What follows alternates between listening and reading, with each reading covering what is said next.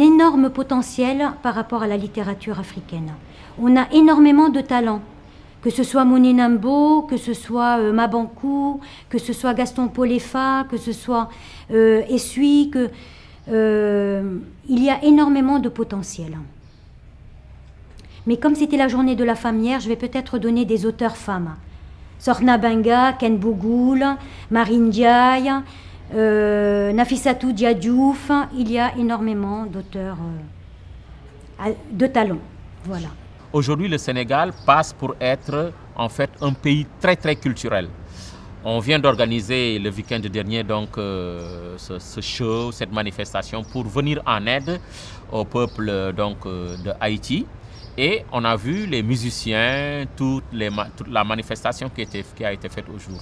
Il ne passe pas un jour sans qu'il y ait donc un vernissage d'une exposition, qu'il y ait la présentation d'un livre, qu'on parle de films, qu'on parle de... Bon, la musique, ça c'est tous les jours. Donc, le Sénégal, aujourd'hui, est en passe de devenir, en fait, donc, le tournant. Hein. C'est-à-dire, on ne peut pas parler de culture aujourd'hui, en tout cas en Afrique de l'Ouest, sans passer par le Sénégal. Beaucoup d'artistes qui cherchent à se faire connaître passent par le Sénégal pour ça.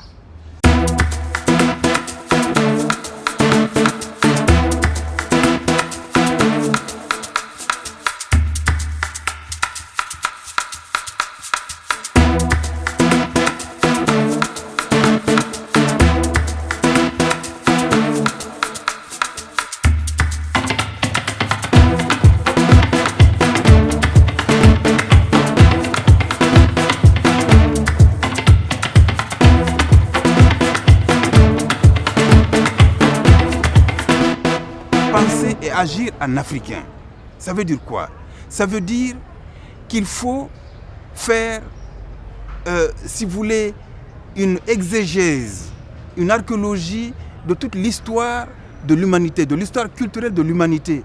C'est cet homme qui, par le passé, a franchi des étapes certes intéressantes pour les uns, difficiles pour les autres. C'est cet homme qui a été colonisé, qui a été victime de brimades, qui a été vendu, qui a été acheté.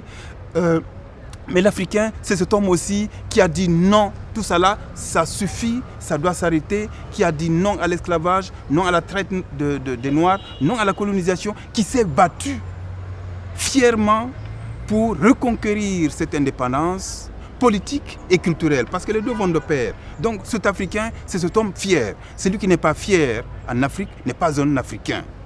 Parce que nos parents, nos grands-parents, ils se sont battus pendant toute leur vie, ils ont mené une vie de lutte, une vie de combattant.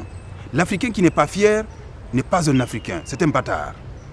Je suis tellement fier d'être Africain que si je n'avais pas été Africain, j'aurais demandé à Dieu de me recréer et de m'en faire africain. Un vrai Africain, un vrai Africain, c'est la fierté. C'est la fierté d'être africain, d'être noir. Vraiment, on n'a rien à se plaindre, on ne se plaint pas. On est là, on endosse tout. Les autres continents se sont servis de nous, mais il n'y a pas de rancune. Il n'y a pas de rancune. On vit ça comme ça, il n'y a pas de rancune. L'Africain, c'est facile à comprendre. L'Africain, il aime son pays. Il est travailleur, il est courageux. Oui. L'Africain, c'est très facile à comprendre. Si tu le rencontres quelque part, tu sais que celui-là c'est un Africain, celui-là c'est pas un Africain. Parce que ce sont des débrouillards. Je pense que l'Africain déjà, d'abord, sa première caractéristique, je pense que c'est d'abord sa culture. Je pense que c'est d'abord sa culture. Je pense qu'aujourd'hui, ce qui fait la richesse de l'Afrique, en fait, c'est sa culture. Et malheureusement, c'est une richesse que nous n'exploitons pas. Et quand je dis nous n'exploitons pas, je condamne d'abord ceux qui nous gouvernent. Parce qu'en fait, c'est une question de volonté politique. Et malheureusement, dans les politiques qui sont mises en avant par nos gouvernants, que ce soit au Sénégal, que ce soit un peu partout en Afrique. Bon, bien sûr, tous les pays peut-être ne se comportent pas de la même sorte, mais toujours est-il que pendant des années, la culture africaine a été négligée. Cependant, il faut reconnaître que depuis quelques années aussi quand même, de plus en plus aujourd'hui, les gens ont compris que c'est la culture il faut passer par la culture pour arriver au développement.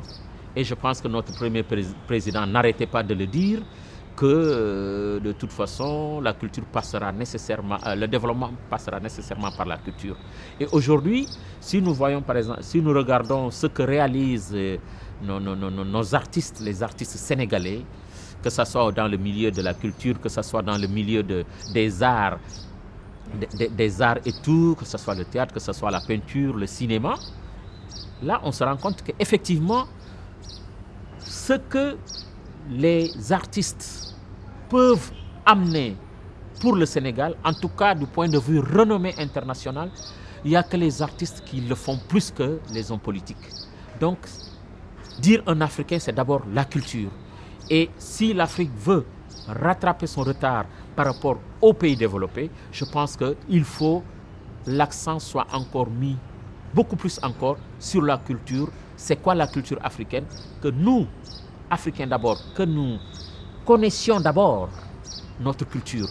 Parce que pendant des années, que ce soit durant l'esclavage et la colonisation, l'Européen, l'homme blanc, nous a toujours fait croire que nous n'avions pas de culture, que nous n'existions pas culturellement.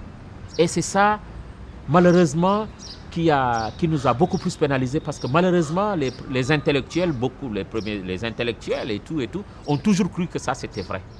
Mais moi, personnellement, j'ai toujours dit que c'était faux. Et c'est ce que j'essaie de faire, de montrer à travers mes œuvres, à travers mon travail.